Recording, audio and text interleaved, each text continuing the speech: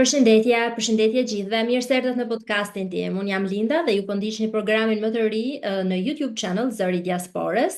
Para se të prezantoj protagonistin e radhës që unë kam ftuar sot për juve, ju ftoj të gjithë të bëni subscribe në kanalin tim në YouTube channel. Sot unë do udhtoj në mënyrë virtuale, virtualisht, ashtu siç është programi dhe ky format i ndërtuar në fakt, do udhtoj drejt Shtetet Bashkuara të Amerikës, nga Londra në Amerikë sot, për të takuar një personalitet shumë të dashur, një artist të njohur.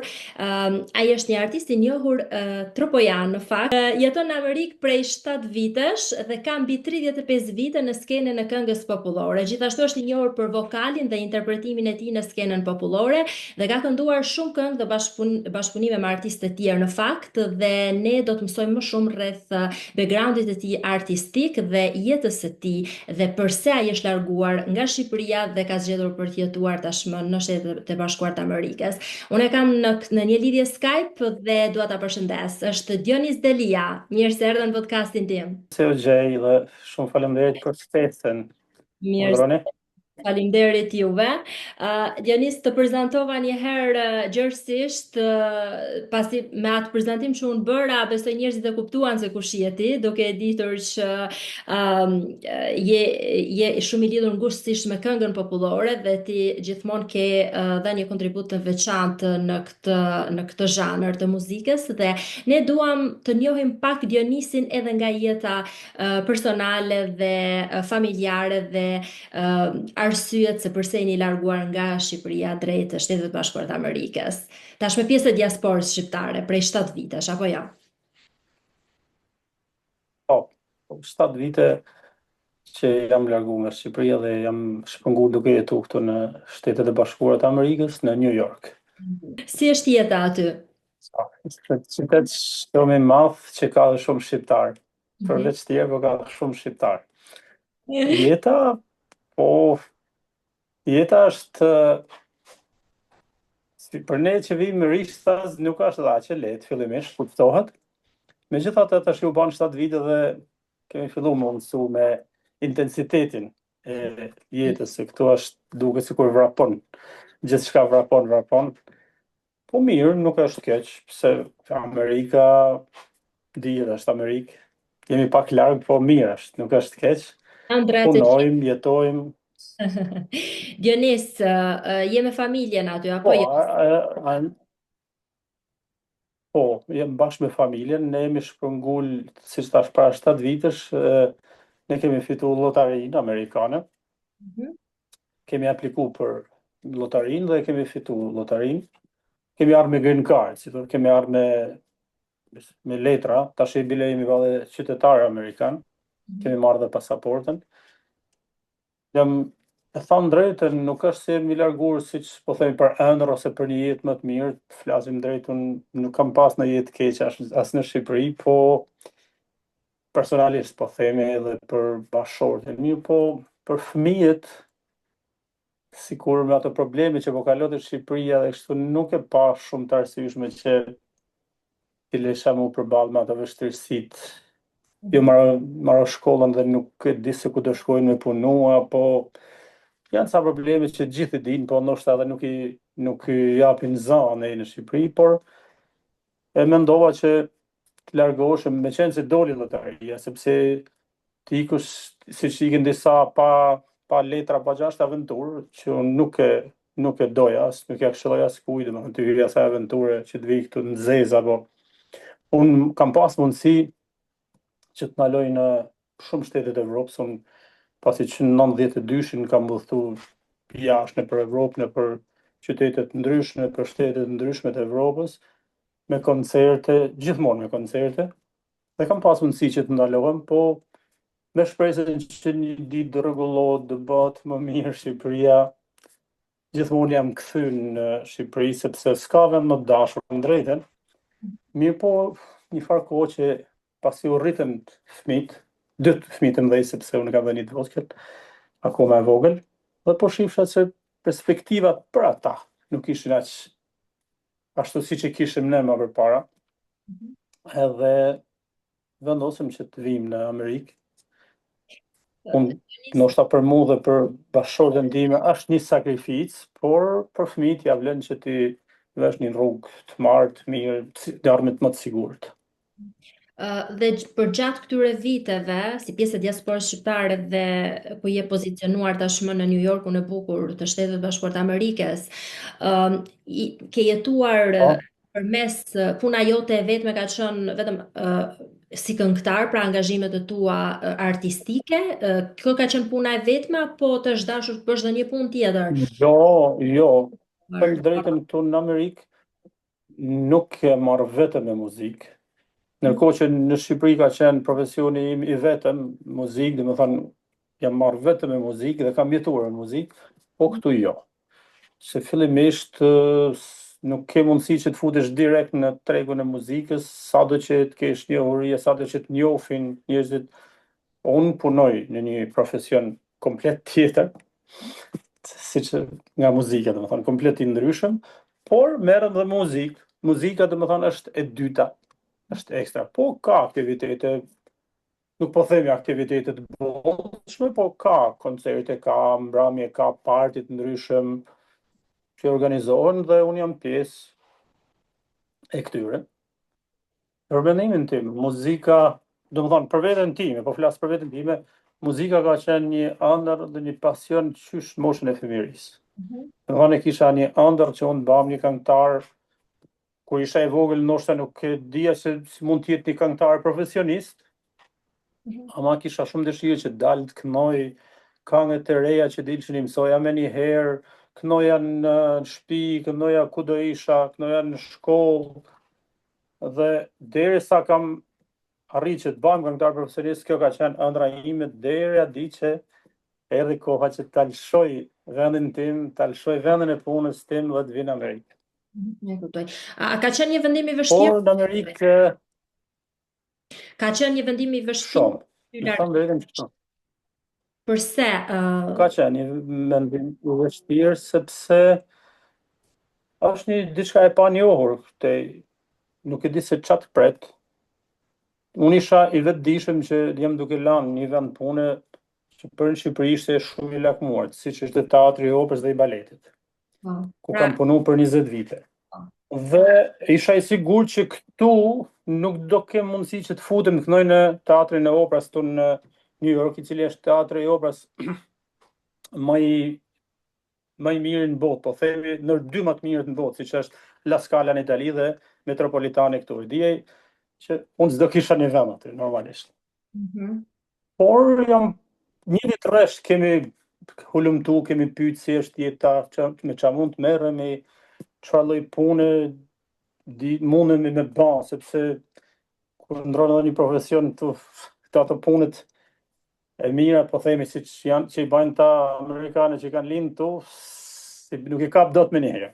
Kështu që fillimisht ne do kemi fillu me punë të rëndomta. e qartë. Por e thash edhe një herë, kam vëlluar më shumë për fëmijët që të vinë këtu dhe për veten time unë kam bërë një sakrificë. Megjithatë nuk jam i bënuar sepse tash mas 7 vites kur e shoh jo vetëm fëmijët, po edhe ne si thon kemi hyrë atë rrugën e në vazhdën e kësaj jetës tushme, me punë, me jetën e këtushme, me shtëpi, me gjitha. Në Shqipëri ndoshta unë kam punu 20 vjeta, 30 vjet dhe kam arrit me ble vetëm një apartament, ndërsa këtu për 7 vjet e kam bleni shtëpi. Si është një ditë jotja në New York, aty ku ti jeton prej 7 vitesh tashmë? Na trego pak rutinën tënde. Rutina është e thjeshtë, biles këtu disa bajnë shaka që thonë në Amerikë ka domethënë vetëm 2 palë rroba, një për punë dhe një për gjumë. Por ja, unë në mëngjes në orën 7 dal nga shtëpia, shkoj në punë me makinë, kuptohet, e kam një 30 ose 40 minuta varet nga trafiku që shkoj në punë. Dhe kthehem pas dite në orën 5, dimrit kur është errësirë, s'ke ku shkon. Tash i verës dalim ose punoj në çik këtu te kofshti mbrapa shtëpisë. Kur kemi ndonjë aktivitet, shkojmë në aktivitete ose ndonjë që këndojmë darkave me një restorant, shkoj atje. Ditë që kemi pushimit, dalim me familjen për në shëtitje, për në restorant. Kemi, po, është probleme edhe sa do shok të kesh, të le që se cili është i predispozuar me ato punë të veta dhe Ja, është vështirë që takosh ndoshta edhe për një kafe, do të planifikosh shumë gjatë me pi një kafe me një shok, a kupton, do të merresh vesh disa herë. është shumë vështirë, po them, për të përshtatur oraret dhe kohën e secilit dhe qofshin edhe familjarët më të Po, afërt, një herë është e vështirë për t'i takuar. është shumë e njëjta situatë është edhe këtu. Por kur kemi ditë pushimi, kemi kështu festa që organizojnë shqiptarët në për qytet në këto ne kemi marrë një rrugë ka marrë në Skënderbej, këtu organizohen koncerte që shkojmë, shifemi, takohemi, po në takon në i party, po në i ditlini, po në i dasëm që më lidhemi normal, atër kemi kohë. Festojmë, po përgjithsisht, dhe me thonë, i kushtosh punës edhe familjes. Ju jeni një këngëtar i mirëfillt i muzikës popullore, veçanërisht i Treve Severiut. Si keni mundur që ta ruani traditën e këngës popullore për gjatë këtyre viteve? Shiko, unë e kam fillimisht unë e kam filluar që kur isha i vogël, e kam filluar me këngë popullore. Dhe kënga popullore është, si të thosh, jo vetëm trashëgimi, po e mbart mrena njeriu vetë atë folklorin ose këngët e treves ku i rrit gjithmonë flen aty me ty. Ndërkohë që unë gjatë karrierës time unë kam mësuar këngë nga gjitha trevat e Shqipërisë. Kam këngë qytetare, tleta popullore, jo Kosovë, të jugut gjitha. Ama këto këngët e Veriut ose po flas të zonës ku jam linë rrit, gjithmonë janë aty me ty. Më thonë ato biles ndikojnë shumë edhe në formimin e njeriut ose të karakterit ose gjatë që kur je i vogël në gjon ato këngë që janë me histori të ndryshme se ne kemi këtu shumë patriotike dhe ndikojnë shumë. Dhe gjatë gjithë kohës unë i kam kënduar dhe i kënoj akoma me dashuri këngët popullore, megjithëse unë më vonë nuk ktheva në këngëtar operistik. Unë kam marrë shkollën për opera, dhe kam punu në teatrin e operës dhe kam punu edhe rolin në opera. Por gjithmonë popullorën e kam pas aty, me vete. Duke referuar eksperiencës tënde në opera, ku ju keni punuar shumë vite në ansamblin shtetëror të këngëve dhe vallëve popullore. Si ka qenë kjo eksperiencë për juve? Aty është eksperienca më e bukur dhe pjesa më e bukur e jetës time. Unë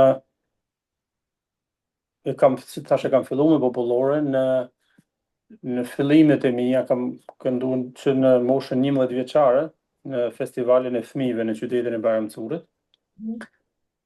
Pastaj kam vazhduar gjatë shkollës mesme deri në kohën e shërbimit ushtarak që kam shkuar në Tiranë. Aty u njofta me këngëtar të ansamblit ushtrisë që në ato aktivitetet që bënte ushtria, njëri prej atyre më thotë që ty gjënoh thotë që nuk merresh me bën në shkollë ose në një kurs për muzikën sepse ke zau. Dhe kjo më ngeli, e kisha dhe si ëndër gjithmonë, dhe u ktheva pas shërbimit ushtarak, shkova ka qenë një kurs 9 muajor organizote shtëpia qendrore e krijimtarisë popullore. Quhej shtëpia qendrore e krijimtarisë popullore organizonte një kurs 9 muajor për këngëtarët popullor. Aty pastaj u njoha me një profesor shumë i dashur për mua, sepse është njeriu që më futi në rrugën e artit profesionist, i cili quhet Hysen Koçia, është një tenor shumë i mirë që ka pas teatri operës, është nga Shkodra.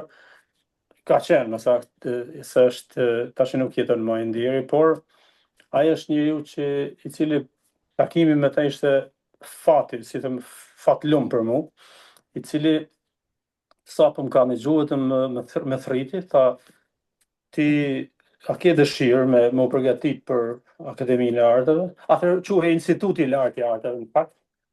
Dhe normalisht unë isha shumë i gëzuar bile, thash ku ta gjeun atë. Ai më ka përgatit, më ka bërë mësim dhe kam konkurruar dhe kam hyrë në Akademinë e Arteve. Pastaj, pas Akademisë së Arteve, kam shkuar në Teatrin e Operës, ku kam punuar për 20 vjet në korin e operës. Por opera dhe ansambli shtetëror janë në një godinë, ose si po them, në një drejtori, në një ndërmarrje. Dhe çdo herë që kishte ansambli koncert, unë isha i ftuar për me këndu tek ansambli edhe në turneja shtetit, por puna ime, domethënë kryesorja, ishte tek opera, tek kori i operës, që jam aktivizuar me role të ndryshme në opera si solist. Dionis, dashurinë për muzikën e ke të kultivuar dhe të trashëguar edhe nga familja jote. Kush është këngëtar nga familja që ti e ke trashëguar me kaq dashuri? Dhe po e përcjell brez pas brezi, besoj, traditë. Drejt, në familje tonë nuk, domethënë derisa kemi lind ne fëmijët po flas. Për prind nuk është se kemi pas ndonjë këngëtar ose si po themin mirëfill. Tash si gjithë malësorët që i bijnë çifte lis apo këndojnë, kam pas. Edhe im atë ka këndu, edhe xhaxhaim. Ka këndu dhe i ka çifte lisë dhe fyllit. Aqa im ka qenë mësues, xhaxhaj, ka qenë mësues dhe ai na ka nxit këtë, që normalisht ai ishte mësuesi i parë dhe na nxirrte me këndu, na mësonte me i ra çifte lisë dhe kështu. Dhe pastaj që është këngëtare, është motra ime, Vitore Matoshi.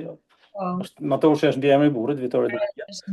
Ajo ka kënduar para. Kush i shkruan tekstet, Dionis, për këngët e tua kryesisht dhe Me drejtën, motivacioni bazohet krijimtaria këtyre teksteve? shiko, kryesisht unë jam mundu me bë tekste me poet të njohur, ashtu siç kam bashkëpunuar edhe me kompozitor të njohur.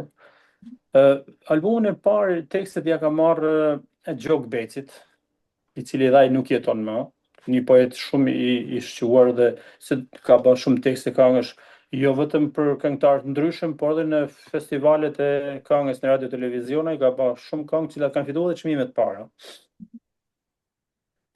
Ka marrë edhe nga poet tropojan, siç është Shkelzen Zalli dhe Hysni Prengzi, kam pas tekste nga ai. Edhe nga Jorgo Papingji, kam marrë, edhe ky tash janë bërë shumë që nuk jetojnë më.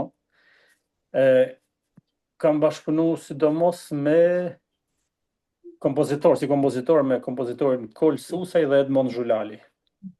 Edhe me kompozitorë tjerë, po këta janë kryesorë.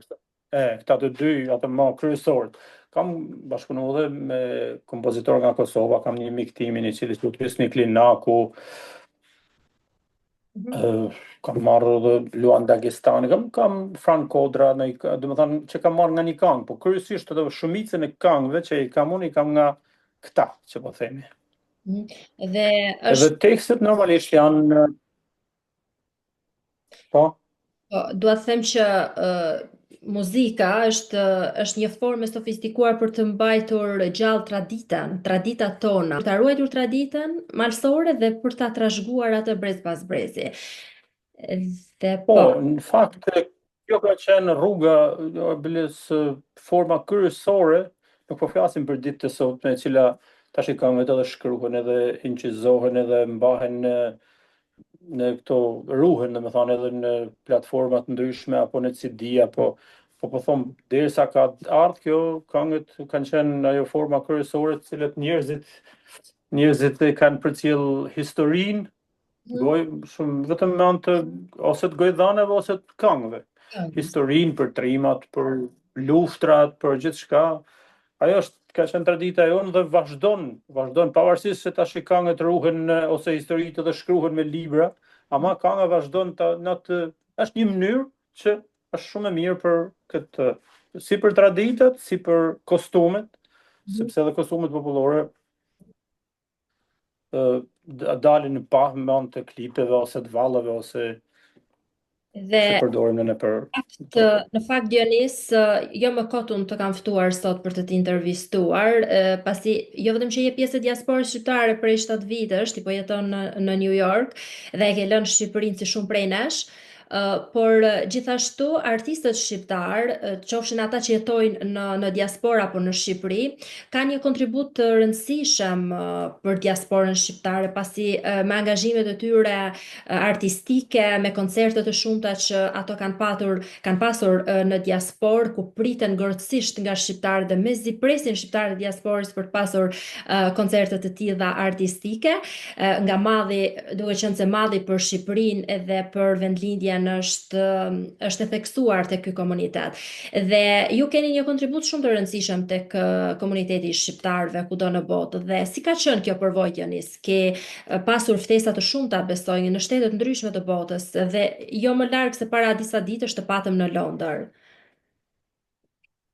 Po, normalisht shqiptarë që jetojnë larg përveç gjanave, problemeve të tjera që kanë edhe një mallin për atë dheun, për familjet e tyre që i kanë në Shqipëri, dhe me anë tyre koncerteve ose veprimtarive që organizojnë është një farë mënyrë që të mlidhen, të çmallen, të dëgjojnë muzikë, dhe kam pas shumë ftesa edhe këtu në këto koncerte. Është një festival këtu që organizon Kisha Katolike e New Yorkut e shqiptarëve, edhe çdo vit organizon një festival, që unë jam pjesëmarrëse atij festivali. Ka koncerte të ndryshme për data të ndryshme, për 28 nëntorin ose për vitin e ri apo për Krishtlindjet, apo që na ftojnë që këndojmë. Para një jave isha në Londër në një aktivitet që quhet Sofra Pukiane. Isha i ftuar dhe mora pjesë duke kënduar për komunitetin Pukian të Londrës. Gjithashtu kam marrë pjesë edhe në Michigan, që është një shtet tjetër këtu në Amerikë. Kam marrë pjesë edhe në sofrën e Kastratit. Është një zonë e Malësisë Madhe që organizojnë ata një koncert për komunitetin e tyre të Malësisë Madhe. Edhe kam marrë pjesë edhe një party që është organizuar nga këngëtari i njohur i Pukës, Fran Gjoka, i cili jeton në Michigan. Plus në Connecticut kam qenë në koncertin e fesave të nëntorit, në Staten Island, në këto zona gjitha ne kemi marrë pjesë në për koncerte. Nuk ka familje malsore që nuk ka një qifteli, sharki apo mjet muzikor tradicionale në këtë rast të Shqipërisë së Veriut që nuk e ka në shtëpi. Dhe besoj që e kemi edhe në shtëpinë tënde një mjet të tillë. Po, në fakt kam 2 qiftelia, nuk kam qifteli sharki, po kam 2 qiftelia. Patjetër, e gjithkohë e kam marrë me veti nga Shqipëria. E kam pas edhe në Shqipëri, e përdorja kur kemi ikë nëpër turne, e merja me vete, që ndonjëherë kënosha ndonjë këngë kështu duke shoqëruar veten. Nuk ka se ne jam ndonjë instrumentist virtuoz, ama sa me shoqëruar veten, unë maj veten për këngëtar. Më sill pak Shqipëri, Dionis. Kuim nëse një dit të bie rruga nga unë, mos haro porosin, kam shumë mal, s'më vjen gjumë. Më sill pak e Shqipërie, një copë të hënës plot magji, mbledh nga qielli dhe ca yje, si kujtim ti mbaj në gjik.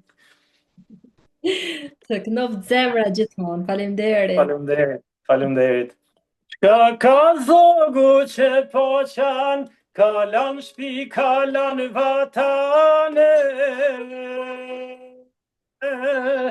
kalan motra e vllazni, e ka shku në kurbet lije. Kalan motra e vllazni, pas ka shku e kurbet lije. Ka ke zogi që së zënë gjumi, a thua nata ku të zuni. a ke buke, a ke uj, apo t'plak dhe uj huje. A ke buke, a ke uj, apo t'plak dhe uj huje.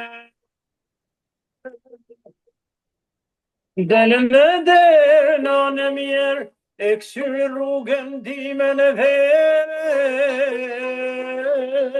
E këshyri rrugën nanë ngrat, dite natë lënderën habe. E këshyri rrugën nanë ngrat, dite natë lënderën habe.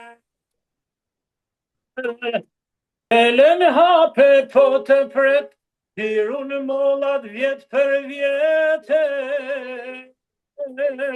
se hubjen vatanin e tanë, se kurbeti ashtë i rame. Të lumt, faleminderit për këtë performancë të bukur, që është pikërisht për shqiptarët e diasporës që do na ndjekin përmes kësaj. Si kanë kurbeti, e cila ka vite që këndohet. Normalisht në që jemi këto kanë të kurbetit, sigur na prekin pak më shumë. Po. Kështu. Të ndjeshme dhe besoj Dionis tashmë ke prej 7 vitesh që ti ke lënë Shqipërinë, ashtu si shumë prej nesh për arsye nga më të ndryshmet. Të mungon Shqipëria dhe si është lidhja jote me Shqipërinë e bukur? A udhton shpesh? Po, të them drejtën, më mungon shumë, si gjithëve. Më mungon Shqipëria, më mungon profesioni. Dhe mos puna që kam bërë në Shqipëri më mungon shumë, por udhtoj, shkoj pothuajse çdo vit. Domethënë çdo vit shkoj, po pothuajse nga herë dhe 2 herë në vit kam shku, po çdo vit përjashto kohën e pandemisë nuk kishe mundësi me lëviz, po shkoj për pushime. Ne kemi mundësi pushimet me ba dhe këtej nështë edhe ma me pak shpenzime, si themi, po prap na tërheq ai veni atje, shkojmë, shohim njerëzit tanë, pushojmë miqt, njerëzit. Domethënë Shqipëria është një gjë që akoma të tërheq gjithmonë për me shku. Sado që këtej i ke punën, tash jemi dum duhet me pranu që jemi ngull këtu, si thonë. Prap Shqipëria na tërheq, na darrin mendja atje. Për gjithçka lajmet i shohim, domethënë gjithçka që ndodh jemi të informuar. Si e komenton largimin e shqiptarëve në mënyrë masive nga Shqipëria dhe që janë të rinj shqiptarë që kërkojnë vazhdimisht mundësi të ndryshme në shtete të tjera të botës? Është ajo që thash çfarë, sepse unë për veten time edhe si thashë unë dhe bashkëshortja s'kemi pas asnjë nevojë me lëviz, ama për rinin në Shqipëri nuk ka një të ardhme të sigurt, nuk ka punë, nuk ka edhe ato shkolla që janë, nuk kanë nivel, mbaro shkollën nuk të ofron njëri punë, gjithçka është me mik, nuk ka me meritokraci, si po i themi. Pranaj po ikin të ri, gjithanaj ikin. Ashtu siç u detyrova unë me marrë fëmijët e mi me ardh, po ka prind që s'kan mundësi dhe ata rrinë në Shqipëri dhe fëmijët ju ikin jashtë. Kjo është, domethënë është një problem që shqiptarëve s'po ndahet me kohë emigrimi dhe gjithë problemi është i shtetit. Më vjen keq, po ka vite që ata s'po e vënë ujin zjarr fare vetëm për karriget e veta, për problemet e veta, se hik rinia, bile dikujt ndoshta edhe intereson që të hikin edhe ai vetë të bëj shef andaj. E qartë që njëri thotë, më mjaftu. Por personalisht ke vendosur për të jetuar në Amerikë apo jo? Nuk është se ti do të kthesh një ditë në Shqipëri. E ke lënë të hapur këtë mundësi për veten tënde? Kam drejtën çdo ditë të them që do kthehem, po se kur nuk e di. Kam në fillim erdha që me mendimin që sa të rregulloj 2 fëmijë të mëdhej edhe marrim ato pasaportat që ti kemi mundësit me shku me arë, di që mirë, po çdo vit që kalon këtu je duke u mësu me jetën to dhe largohesh nga Shqipëria. Dhe me thonë, pas 7 vitesh në unë kthehem në Shqipëri, unë do jem një huj prap atje në vend tim. E vuajnë Sepse, pjesë në fakt, e shikojnë po se të ndjesi. unë shoh 2 vitet e para, edhe kur kam qenë, të më shkruanin njerëzit në për këto WhatsApp ose në Messenger, a do vish këtë verë, se për ndonjë dasëm, për ndonjë aktivitet, i thosha që jam shpërgull në Amerikë, tash të merr më njëri. E dini, o filani është në Amerikë dhe s'kujtohet. Tash në rason kthehem atje. Duhet edhe ndoshta edhe kaq kohë sa të futem të ngarnohem edhe një herë, ose me shku aty të puna ku kam qenë. Normalisht se ato vendet janë zonë, kanë ardhur të ri, kanë ashtu shumë vështirë që të integrohesh dhe do ngelesh prap në vend tonë, do ngelesh i huj se i huj. Kështë edhe një pyetje të fundit, nëse ke ndonjë projekt artistik apo këngë të re për të publikuar së shpejti? Ne kemi këtë punën e projekteve kemi të kufizuar që domethënë do të shkojmë ose në verë ose në një periudhë, sepse këtu nuk është se ka ndonjë studio, po flas studio për me bë orkestrime siç duam në shqiptar, se këtu në Amerikë ka studio që me të ikmenja, po nuk bëjnë muzikë për ne shqiptarë dhe nuk ka orkestrues shqiptar, për shembull. Edhe kështu që du të jem në Shqipëri ose në Kosovë që të realizoj audion e një këngë, plus edhe videoklipet, se këtu ka plot që kanë merren, po nuk është se kanë atë cilësinë e videoklipeve, se ata që punojnë atje janë më profesionistë. Tu nëse shkon diku me bën një klip në një studio amerikan, ata ta bëjnë me atë stilin e vet që si përshtatet këngës tonë, ata nuk e kuptojnë gjuhën, të më thonë që t'ja përshtatin klipin këngës. Kështu që jemi detyruar gjithmonë që të shkojmë në Shqipëri ose në Kosovë për me bën një klip ose një këngë. Dionis, unë të uroj shumë suksese në karrierën tënde muzikore dhe me projektet e ardhshme që ti ke në vijim dhe që pret i lançosh së shpejti. Ne jemi kurështar që të njihemi me këngët e tua më të reja. Faleminderit. Dhe ishim në një lidhje Skype me këngëtarin e njohur nga Tropoja, Dionis Delia, i cili prej 7 vitesh jeton në New York, në Shtetet e Bashkuara të Amerikës dhe ka një përvojë shumë të gjerë, pra mbi 35 vite në skenën e këngës popullore, i njohur për vokalin dhe interpretimin e tij në këngën popullore gjithashtu, dhe tashmë pjesë e diasporës shqiptare Dionisi, dhe patëm mundësi që të njohim Dionisin në një këndvështrim tjetër jetësor. Ju falenderoj edhe juve shqiptar diasporës që na ndoqët në këtë lidhje virtuale dhe ju ftoj që të bëni subscribe dhe të lini komentin tuaj për të gjitha tematikat që unë trajtoj në këtë program. Ju falenderoj shumë dhe mezi pres t'ju takoj në videon e radhës. Deri atëherë, ju uroj të kaloni sa më bukur.